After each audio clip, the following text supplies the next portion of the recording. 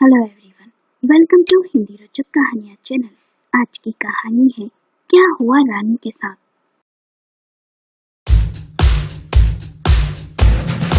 रानी नाम से ही नहीं, सचमुच की रानी थी। रानी बेहद ही सुंदर थी। जब मेकअप कर और अच्छे कपड़े पहन घर से निकलती तो कई लोगों के दिलों की धड़कनें थम जाती। रानी बेहद ही गरीब और मामूली परिवार से थी, पर पढ़ी लिखी और समझदार थी। उसने अभी 12वीं पास किया था कि उसके माता पिता उसके लिए रिश्ते देखने लगे थे। रानी के लिए पारस नाम के लड़के का रिश्ता आया। पारस बनारस का रहने वाला था और एक प्राइवेट कंपनी में अच्छे पद पर काम करता था। जब उसने पहली बार रानी को देखा तो उसकी सुंदरता पर मोहित हो गया और शादी के लिए हाँ कह दिया। पारस के घर में रहते हैं उसके माता पिता और उसका ममेरा भाई चंदन। चंदन पारस से 2 साल बड़ा है। चंदन के माता पिता का कुछ साल पहले देहांत हो गया था। इस कारण वो गांव से बनारस आ गया और वहां एक साड़ी की दुकान में नौकरी करने लगा। पारस की माँ प्रभा को जब ये बात पता चली तो उन्होंने चंदन को अपने घर में रहने के लिए आग्रह किया। चंदन जब से उन्हीं के घर में उन्हीं के साथ रहने लगा। चंदन के शरीर पर सफेद दाग थे, इस वजह से अब तक वो कुंवारा था। जब पारस रानी को देखने गया था तब चंदन दुकान के लिए साड़ियां लेने बनारस से बाहर गया हुआ था। इस कारण वो रानी से मिल न सका। पारस और रानी का रिश्ता तय हो गया था। चूंकि रानी के पास मोबाइल नहीं था, इस कारण उसकी और पारस की बातें हो नहीं पाती थी। 1-2 बार पारस जरूर रानी से मिलने उसके गांव आया था और दोनों चोरी छुपे मंदिर में मिले थे। दोनों एक दूसरे के ख्यालों में डूबे हुए थे। जल्द ही इंतजार की घड़ियां खत्म हुई। शादी का दिन आ गया। लाल जोड़े और गहनों से लदी रानी बेहद ही खूबसूरत लग रही थी। जब पारस ने रानी को देखा तो देखता ही रह गया।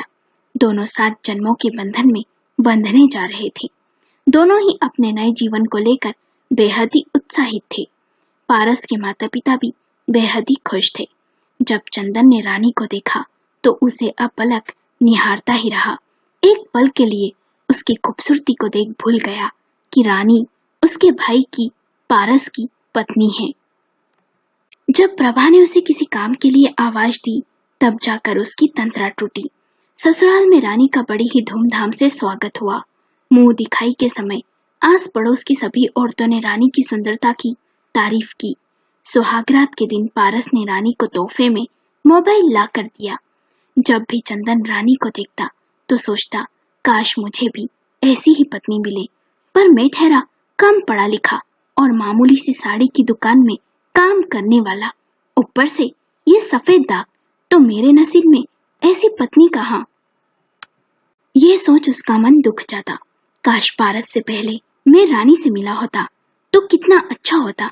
तो रानी आज मेरी पत्नी होती, क्योंकि वो भी गरीब है और कम पढ़ी लिखी है। बस उसकी सुंदरता को देख पारस ने रानी से शादी की। मन में कई बार उसके ये विचार आते। धीरे धीरे उसमें रानी को पाने की चाहत बढ़ने लगी थी। वो प्रयास करता रानी के करीब जाने का और उसका दिल जीतने का। कभी बाजार से उसकी मनपसंद मिठाई लाता तो कभी घर के छोटे मोटे कामों में हाथ बटा देता।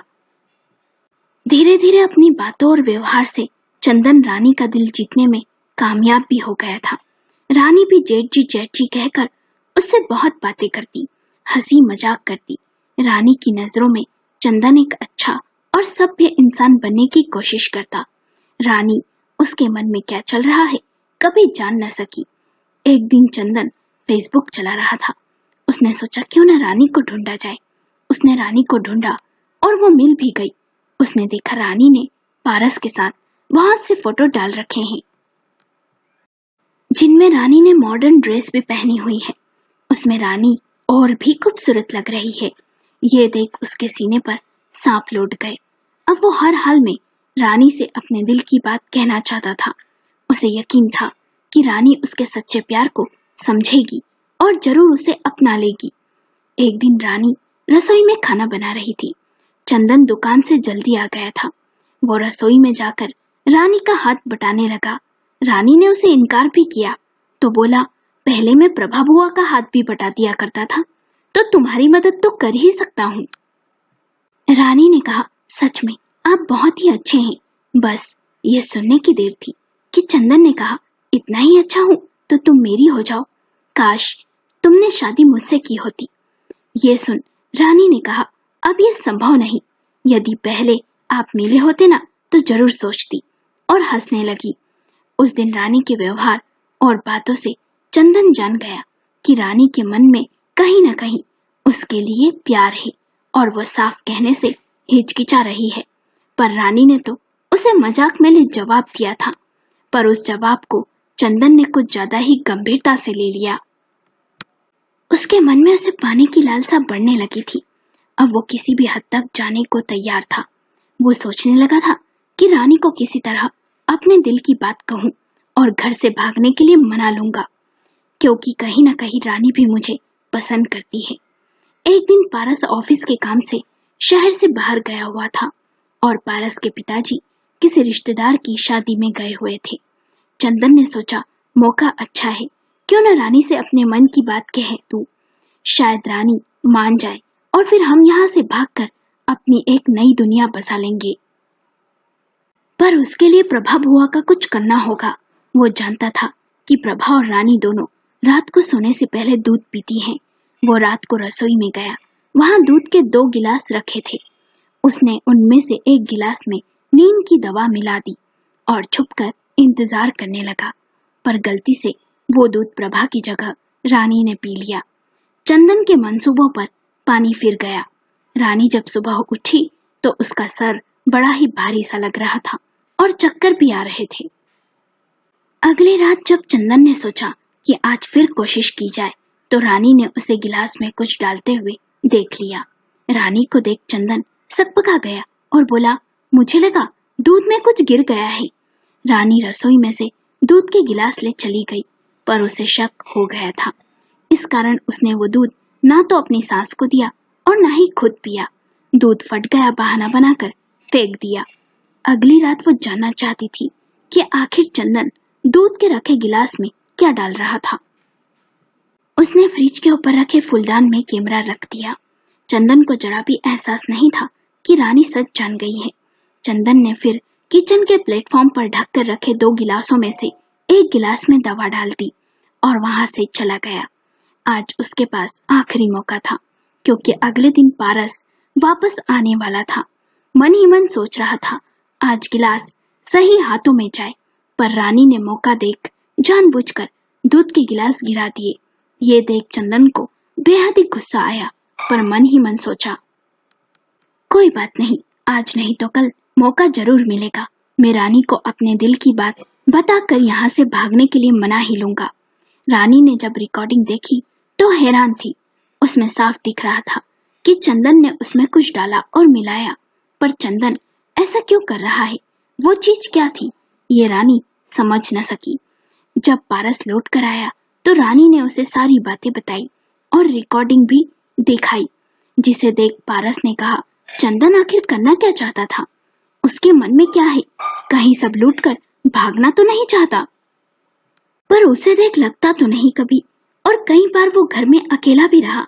ऐसा उसे करना ही होता तो पहले भी कर चुका होता। यदि मैं उसे सीधे सीधे पूछूंगा तो वो कभी सच नहीं कहेगा। पारस ने बहुत सोचा। फिर पारस और रानी ने एक योजना बनाई। 15 दिन बाद योजना के मुताबिक पारस ने सुबह नाश्ता करते समय अपने माता पिता से कहा, बहुत दिनों से मैंने आप दोनों को शॉपिंग नहीं करवाई, चलो आज सब बाजार चलते हैं। ये सुन चंदन ने कहा, मुझे तो दुकान जाना है, मैं तो नहीं चल पाऊंगा। रानी ने कहा, आज मेरी तबीयत ठीक नहीं। ये सुन प्रभा ने कहा, ऐसा करते हैं किसी और दिन चलेंगे। पर पारस ने कहा, आज मैंने ऑफिस से छुट्टी ले ली है। रानी ने कहा, आप तीनों बाजार हो आई, वैसे भी मुझे कुछ नहीं खरीदना। प्रभा ने थोड़ा नानुकुर किया, पर रानी और पारस के बार बार कहने पर वो मान गई। कुछ देर बाद चंदन दुकान के लिए निकल गया और पारस भी अपने माता पिता को ले बाजार चला गया। घर में रानी अकेली थी। कुछ देर बाद दरवाजे की घंटी बजी।